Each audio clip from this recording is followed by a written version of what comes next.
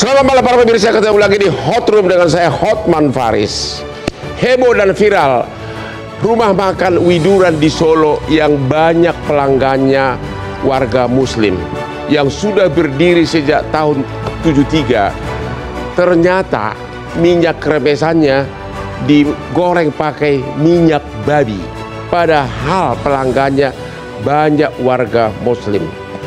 Dan bahkan di tahun 73 sempat dibuat label bahwa restoran itu adalah restoran halal.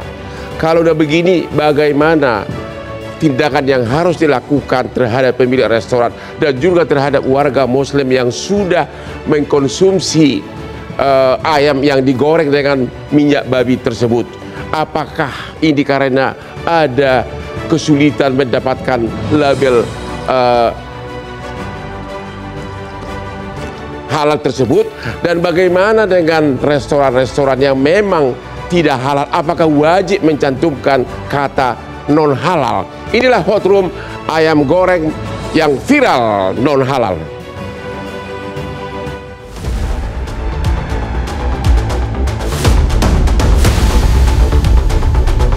Minggu ini, isu kehalalan makanan kembali menjadi sorotan publik.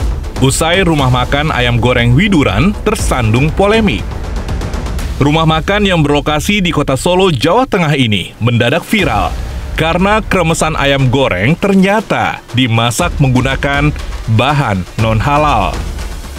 Rumah makan yang berdiri sejak 1973 ini memiliki menu andalan ayam goreng kampung dengan bumbu kremes. Usai viral, Wali Kota Solo, Respati Ahmad Ardianto memerintahkan untuk menutup sementara operasional warung makan ayam Widuran. Respati yang datang ke lokasi warung mengatakan penutupan sementara itu agar rumah makan tersebut mengajukan sertifikasi halal terlebih dahulu. Mengapa masih ada pelaku usaha yang belum memiliki sertifikat halal? Apakah undang-undang yang mewajibkan sertifikat halal bagi produk pangan masih kurang pengawasan? Lalu, apakah kejadian ini akan merusak reputasi kota Solo, khususnya pengusaha kuliner?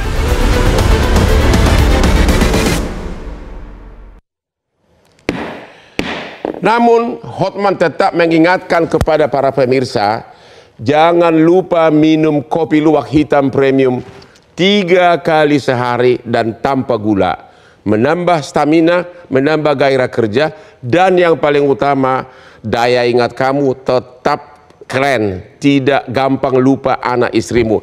Inilah kopi luwak hitam premium kesukaannya Hotman Faris, 3 kali sehari tanpa gula, aman di lambung.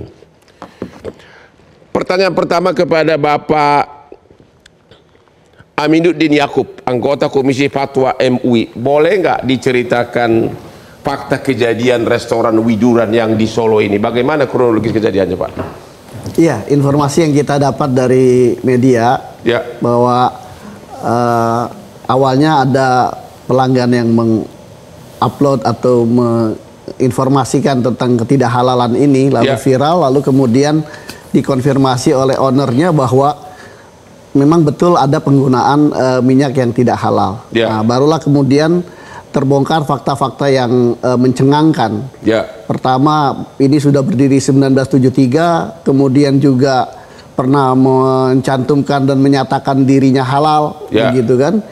Kemudian pelanggan-pelanggannya banyak muslim dan berjilbab, berhijab, bahkan mungkin juga pernah ada pertemuan-pertemuan apa di dalam warung makan itu, begitu.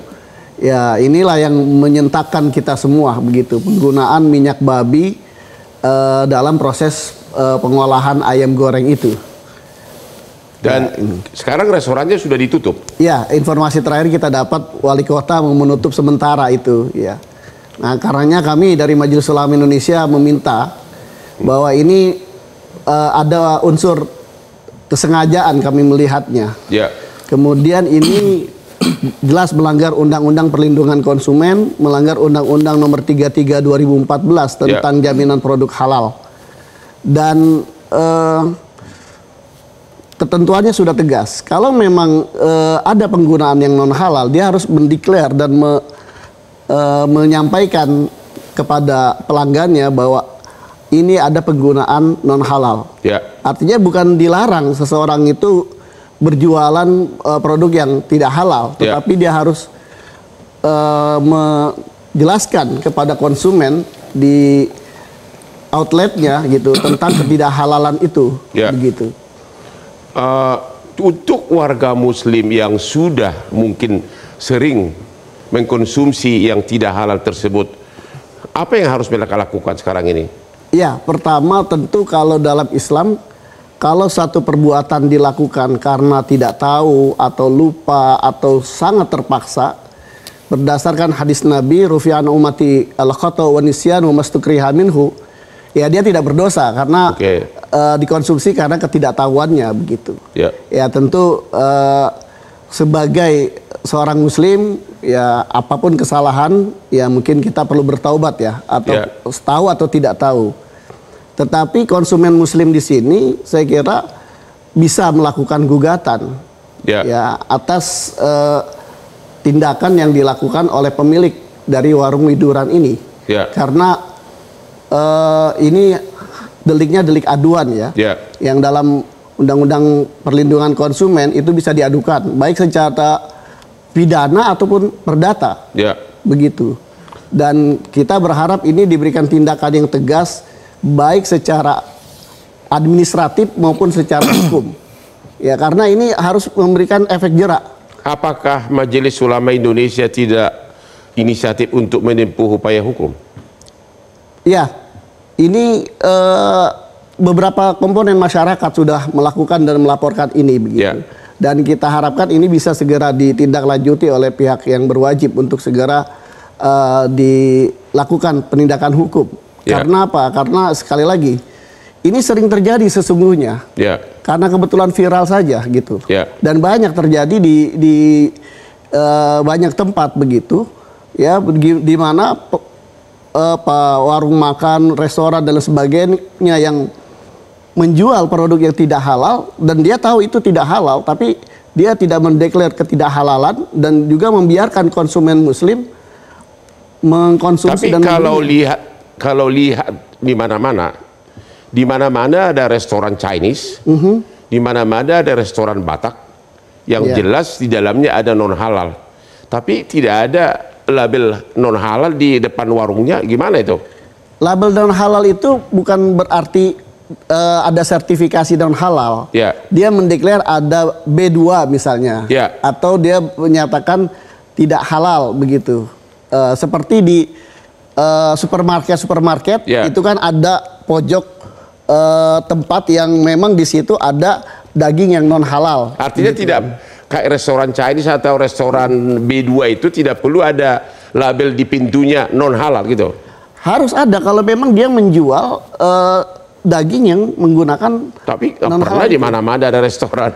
Nah, itulah yang kemudian penegakan hukumnya, pengawasan dari BPJPH, kemudian dari Badan POM ini perlu dilakukan.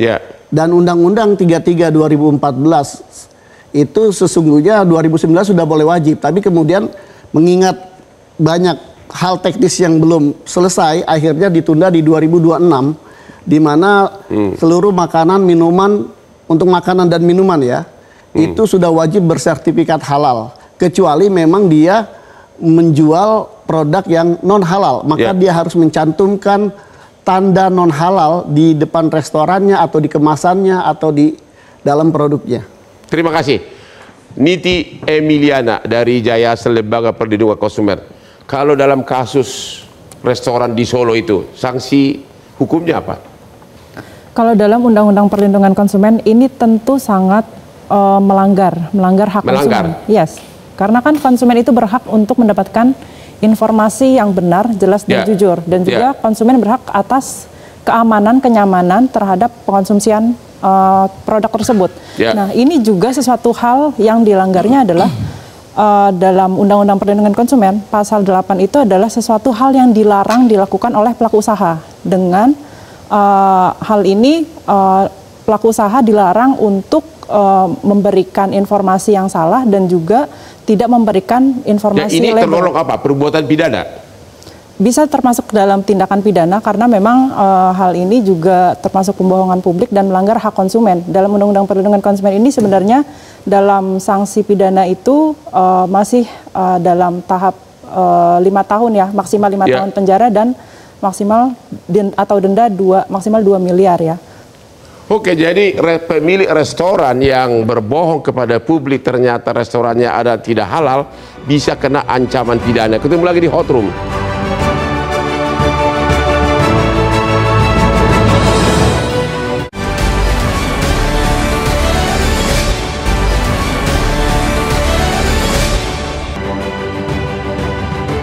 Viral ayam goreng non halal yang telah banyak dikonsumsi oleh warga muslim, padahal kremesannya digoreng dengan minyak babi.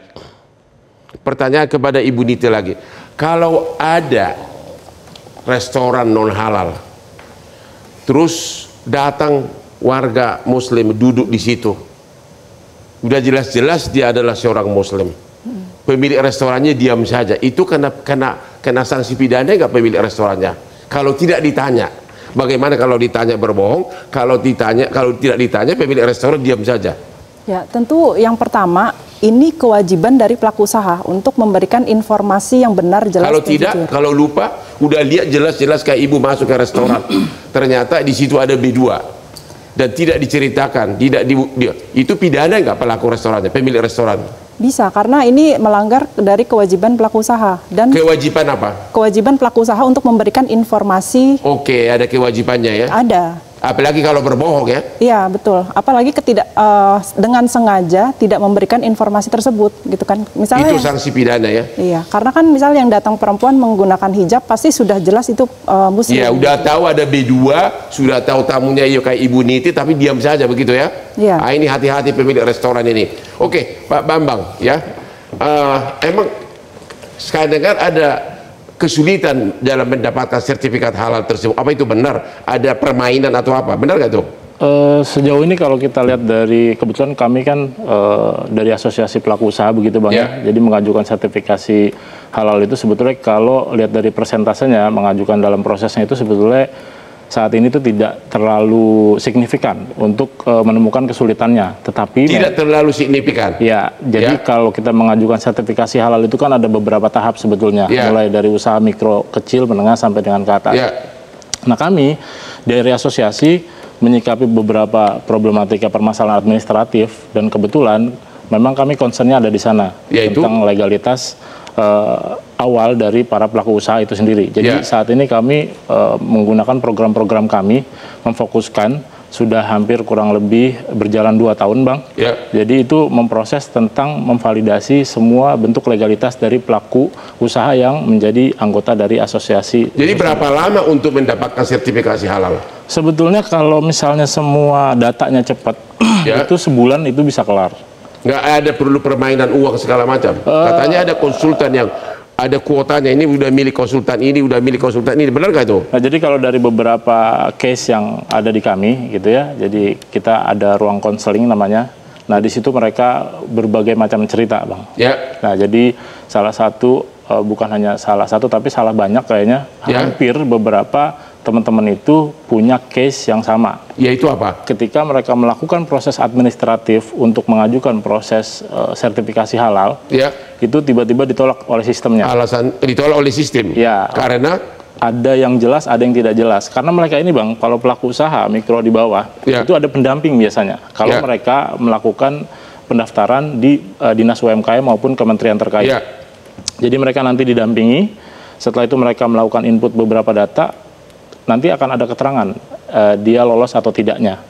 Nah, ketika dia tidak lolos, ada yang mendapatkan keterangan, ada yang tidak. Nah, problematikanya itu adalah ketika yang tidak bisa mendapatkan keterangan. Itu karena apa? Nah, itu dia tidak tahu. Nah, akhirnya dia akan menghubungi pendampingnya nantinya. Ketika dia menghubungi pendampingnya, hanya ada dua di sistem.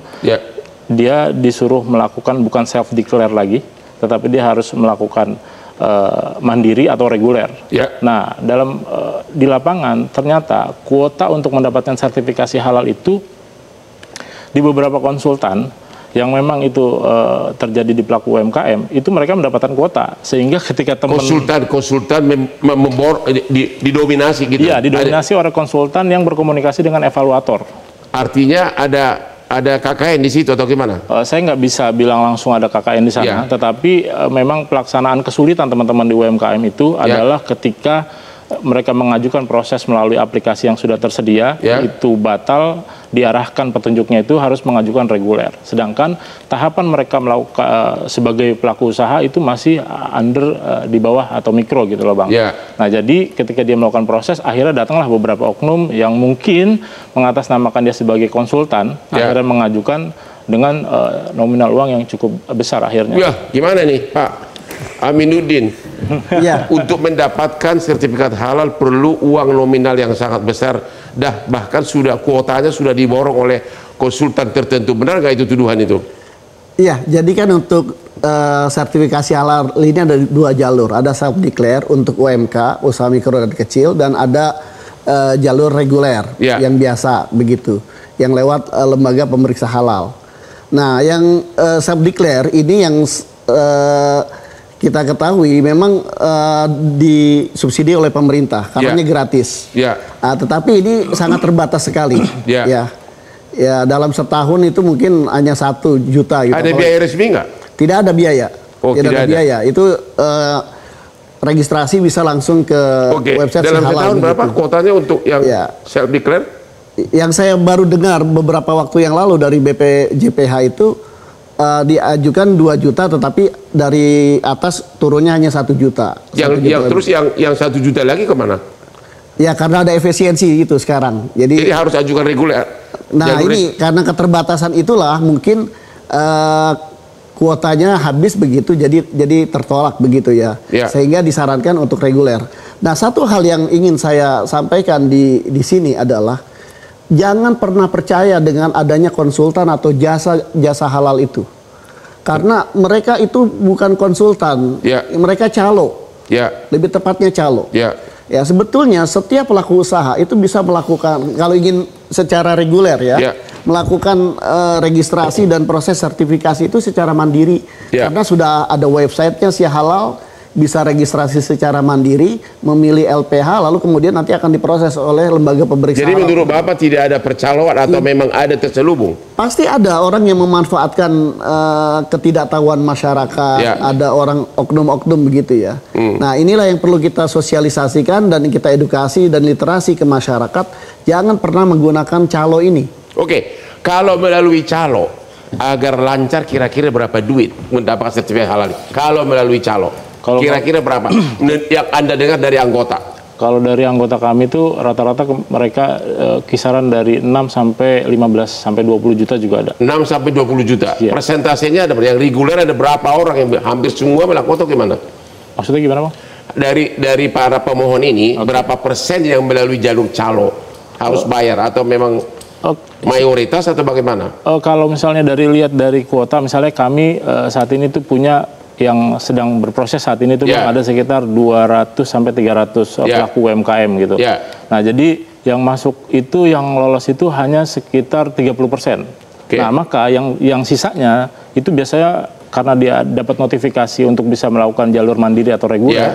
Nah, itu mereka akhirnya untuk bisa memvalidasi hal tersebut, mereka pilih jalur cepat tanpa dikontrol sama kami, akhirnya bertemu dengan konsultan dan akhirnya berkomunikasi ABCD, ketika udah problem baru datang ke kami. Nah, jadi jalur cepat maksudnya jalur calo? Iya, jalur, saya nggak bisa bilang itu calo, tapi mereka mengatasnamakan konsultan soalnya. Jadi saya belum pernah lihat bahwa itu ada percaloan secara langsung. Jadi Anda mengatakan jalur konsultan atau tanda kutip calo itu banyak lolos dengan jalur itu? Iya. Banyak? Banyak. Oke, temu lagi di Hot Room banyak calo rupanya untuk mendapatkan sertifikat halal.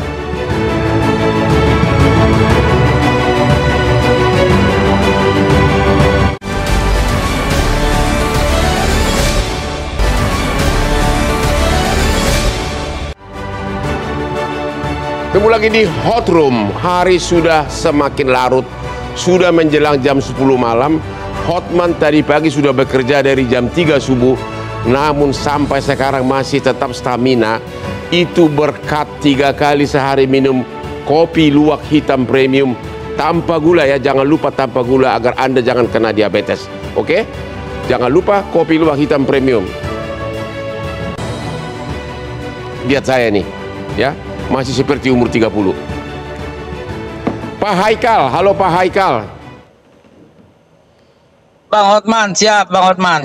Ya, apakah siap. Benar ada lagi tuduhan dari asosiasi UMKM nih, katanya untuk mendapatkan sertifikat halal itu ada jalur calo atau konsultan, apa itu benar Pak? Nggak ada kenyataannya di lapangan, banyak calo-calo berkeliaran yang menipu masyarakat, yang membohongi ketidaktahuan masyarakat. Calo-calo ini selalu kita berantas, selalu kita ungkap, tapi kemudian tumbuh lagi. Karena itu kepada masyarakat saya himbau, jangan menggunakan calo, langsung saja menghubungi website kami yaitu Si Halal dan mendapatkan informasi yang selengkap-lengkapnya. Bohong semua calo-calo itu, apalagi konsultan-konsultan itu. Tidak ada satupun yang resmi, tidak ada satupun yang benar. Jadi untuk mendapatkan sertifikasi tersebut berapa lama Pak? Sertifikat halal bisa didapatkan dalam waktu untuk yang reguler maksimum itu tercatat di Undang-Undang 33 2014 itu 21 hari. Namun pada kenyataannya kami menyelesaikan dalam waktu 11 hari Bang Hotman. Ya. Oke. Terus apakah restoran yang tidak halal, non halal, wajib nggak mencantumkan tulisan non halal di pintu restorannya? Karena kenyataannya banyak benar restoran B2 tidak ada kata-kata itu. Undang-Undang nomor 33 tahun 2014 di pasal 2 menyebutkan makanan, minuman, dalam hal ini produk yang beredar di wilayah Indonesia, diperjualbelikan, didistribusikan, itu wajib bersertifikat halal. Apabila pasal 2-nya produk-produk yang tidak halal atau dikecualikan dari kategori yang halal, wajib mencantumkan kata-kata tidak halal.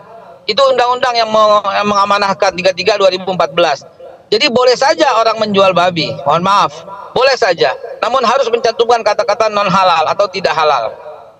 Jadi di Indonesia hukum berjalan dengan baik, semua bisa kok, nggak ada yang dilarang-larang seperti itu. Boleh silahkan, asal jujur. Tidak boleh berbohong. Ingredientsnya apa? Umumkan kepada masyarakat. Khususnya soal halal dan non halal ini, Bang Hotman. Oke, kembali kepada rumah makan Widuran, ya. Apa tanggapan Bapak terhadap kasus tersebut yang sudah menjual ayam yang kremesannya digoreng dengan minyak babi, sementara tamunya banyak warga Muslim? Baik, ini merupakan penipuan, ketidakjujuran. Masyarakat yang dirugikanlah yang berhak dan bisa melakukan class action terhadap restorannya.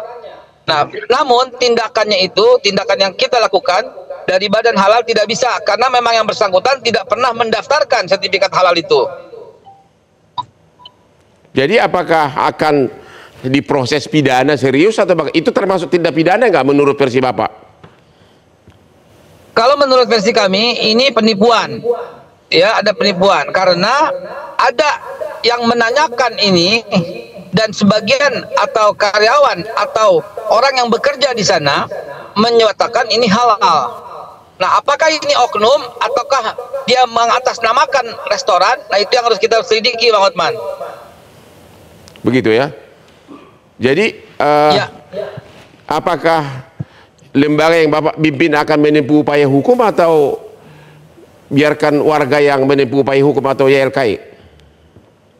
Kami tidak bisa melakukan lembaga hukum karena menurut PP nomor 42 tahun 2024 ya, itu hanya bisa kita lakukan kalau yang bersangkutan mendaftar kepada kita dan keluar sertifikat halal, kemudian dia merubah ingredientsnya, itu baru kena pidana, Bang, dan kena denda 2 miliar rupiah itu. Tapi kalau yang bersangkutan tidak pernah mendaftar, memang yang bersangkutan memang sengaja untuk tidak halal atau non halal, dan ini dibebaskan, silahkan saja mereka tidak halal selama mereka tidak mendaftar atau tidak merubah ingredientsnya.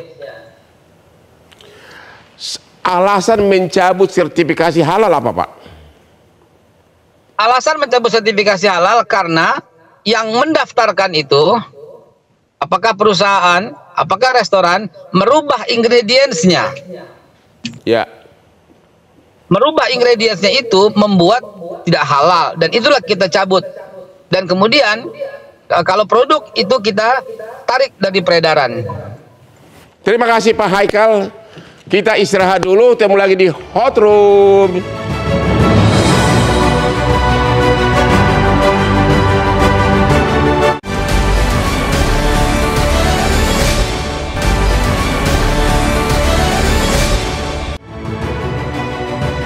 Ketemu lagi di Hot Room. Kita sudah akhirnya tiba Bapak Haikal ya, yang menandatangani sertifikasi halal. Berapa ribu sehari? Kita punya target satu hari 10.000 sertifikat. Oh ya? Sehari. Dan dari 10.000 itu ada berapa melalui calo dan berapa biayanya? Inilah. Jadi kita tidak menerima soal calo. Ya. Kita pun tidak menerima soal konsultan. Ya. Jadi mulai sekarang di bawah pimpinan saya ini, calo kita berantas. Calo diberangkas. Berantas calo semua. Ya. Konsultan halal juga kita hapuskan semua. Ya.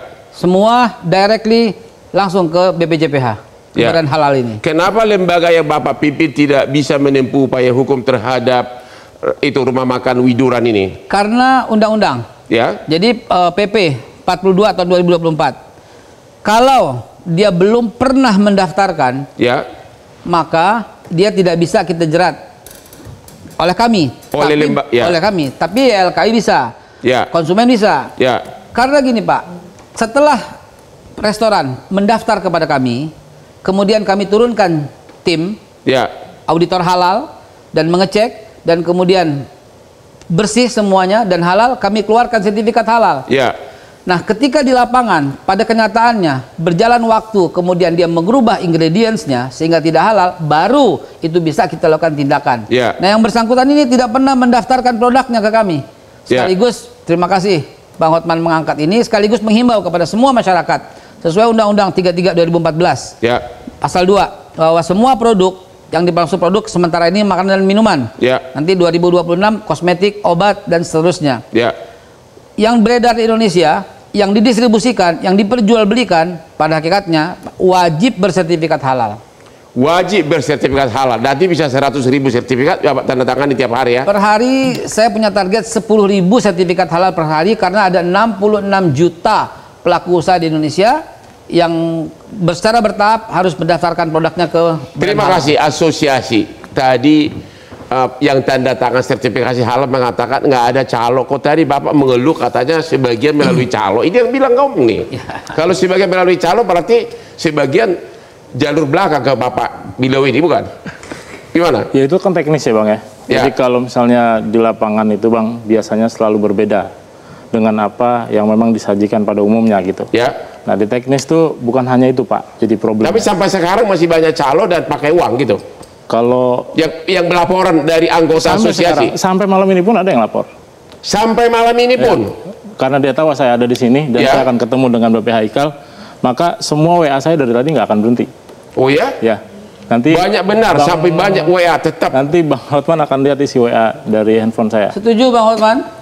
Yang calo itu kalau dibilang masih ada, jelas masih ada, tapi jangan diterima, itu masalahnya. Ya. Untung nih, mumpung nih, tapi kita semua sudah dikasih, saya sudah main calo pakai uang langsung keluar sertifikatnya. Oh enggak, kalau itu enggak.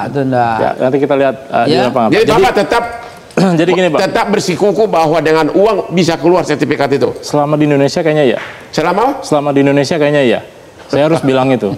Sampai malam ini. Ya. Gini, saya kasih tahu prosesnya dengan sangat mudah. Ya. Saya pemilik restoran. Ya. Cukup masuk ke dalam web, daftarkan nama produknya, ingredientsnya, kemudian itu diterima oleh kami sistem. Kemudian lembaga pemeriksa halal akan mendatangi tempat itu. Ya. Kemudian dicek dalam waktu 11 hari, apakah ini mengandung unsur yang diharamkan atau tidak. Begitu mengandung, tidak keluar. Begitu tidak mengandung, sertifikat langsung keluar. Biaya sangat jelas di undang-undang. Untuk yang mikro hanya Rp230.000. Ya. Dan sekarang ini kami gratiskan sesuai dengan amanah pemerintah. 1 juta pengusaha kita gratiskan, namanya self declare. Kemudian usaha yang lebih lagi, yaitu usaha kecil, itu hanya Rp650.000. Lalu usaha yang besar, yang menengah itu hanya 5 juta rupiah, dan yang sangat besar seperti perusahaan-perusahaan raksasa itu maksimal hanya Rp12.500.000. Itu tertuang di undang-undang. Jadi Bapak menjamin bersih. I guarantee you 100%. Tidak ada cogok-menyogok untuk sertifikasi halal. Tidak ada urusan walaupun malam ini banyak benar WA mengadu ke ketua asosiasi. Itulah calok-calok yang mesti kita berantas. Begitu. Dan maaf, kebodohan masyarakat yang masih mempercayai calok untuk urusan halal. Urusan halal dan haram ini tidak bisa pakai calok. Wah, cuma 1% babinya halal saja. Wah, tidak bisa. Nggak bisa. Dan I guarantee you tidak akan bisa terjadi. I guarantee you. Saya jelaskan. Silakan Pak Hotman. Majelis Ulama Indonesia. Kalau di dalam sistemnya itu tidak mungkin ada calo. Begitu diregistrasi di si halal, lalu ke LPH, lalu ke Komisi Fatwa, lalu kemudian dikeluarkan sertifikat oleh Babe Haikal, itu tidak ada proses konsulat calo. Tetapi ketidaktahuan masyarakat, kurangnya literasi, edukasi, sosialisasi masyarakat, bagaimana cara mendaftar, bagaimana cara berproses segala macam, inilah yang dimanfaatkan oleh oknum-oknum yang mengaku sebagai konsultan, padahal dia adalah calo. Nah, ini memang akan terus terjadi karena literasinya belum merata. Andai nanti semua sudah memahami dan sudah mengetahui bahwa proses sertifikasi itu tidak perlu melalui jasa konsultan, bisa diregistrasi dari dalam kamar rumah dengan website. Jadi bisa saja konsultan tersebut hanya menempuh jalur resmi, jalur formal, tapi diam-diam dia minta uang, begitu. Betul. Dia sebetulnya nanti lewat prosesnya, lewat proses si halal juga, begitu. Tetapi antara si halal dengan si pelaku usaha, dia di sini mainnya, di tengahnya ini. Jadi udah 2 lawan 1. Ada komentar terakhir dari asosiasi? Saya merumuskan begini Pak, secara teori memang iya, tapi secara teknis dalam aplikasi si halal itu teman-teman pelaku usaha Pak mengalami banyak beberapa kesulitan tentang misalnya mereka ada pendamping biasanya. Nah, pendamping itu menjelaskan A, B, C, D-nya. Tapi ketika itu misalnya dia dalam waktu tertentu pendampingnya lagi susah untuk berkomunikasi, sedangkan kami para pelaku usaha itu harus mempunyai kewajiban mendapatkan sertifikasi halal, bukan hanya terhadap produk, tetapi menjadi bagian kepercayaan kami sebagai para pelaku usaha untuk menjual produk kami.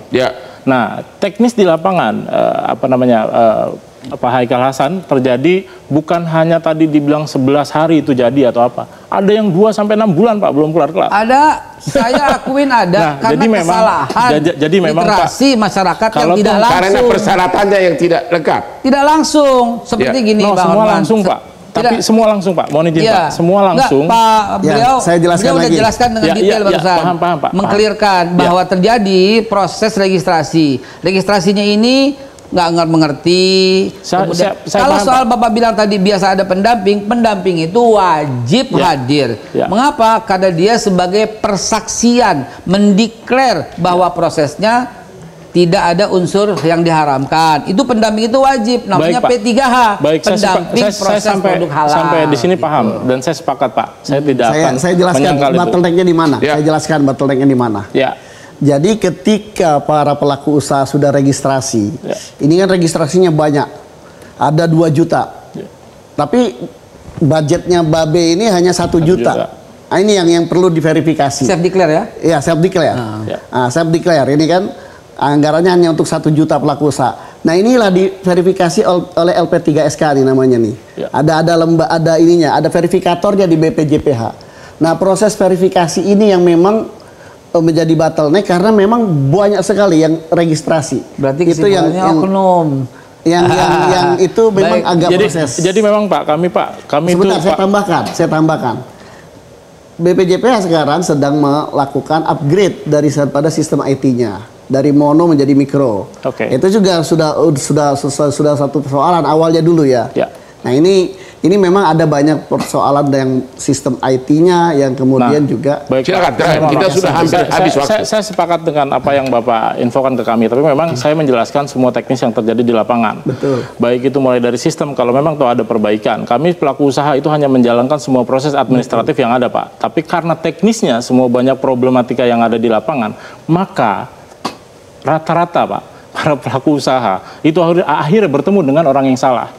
dimanfaatkan oleh dan akhirnya mungkin dimanfaatkan. Nah, buat saya harusnya negara hadir untuk bisa menyelesaikan problematika tadi. Jadi kalau toh memang ternyata kalau itu tidak, jadi besar kemungkinan bukan staf-staf Bapak ini yang pelakunya, memang hanya disalahgunakan oleh para calo, begitu? Kalau toh para calo itu ada, harusnya ada jalur koordinasi di dalam. Calo itu tidak di dalam staf ini. Ya.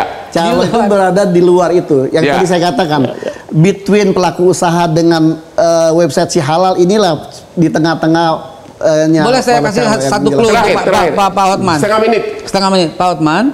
Jadi ada satu lembaga yang namanya LPH, Lembaga Pemeriksa Halal. Dalam undang-undang ini LPH ini di luar daripada BPJPH kami. Nah, inilah yang kadang-kadang terjadi. Mereka menaikkan pembayaran dan itu kami sedang pantau.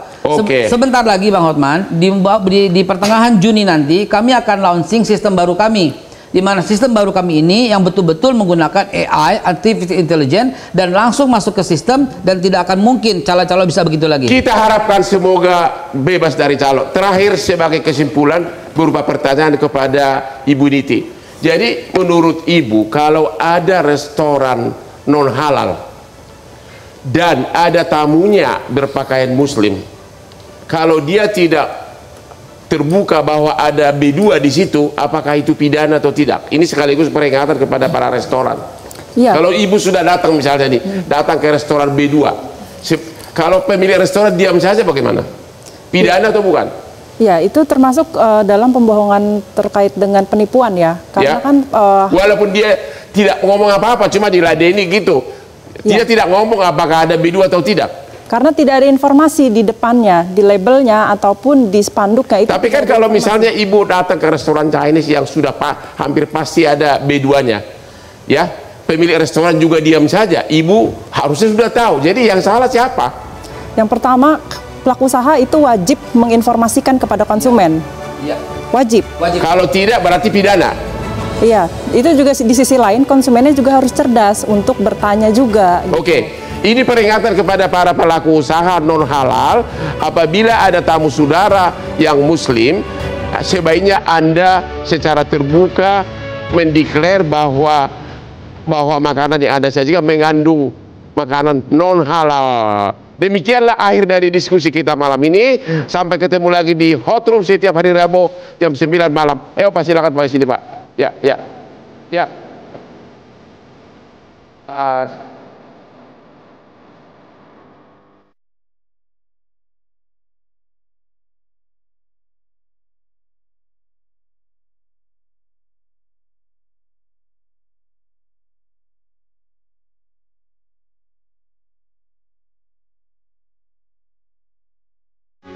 Metro TV.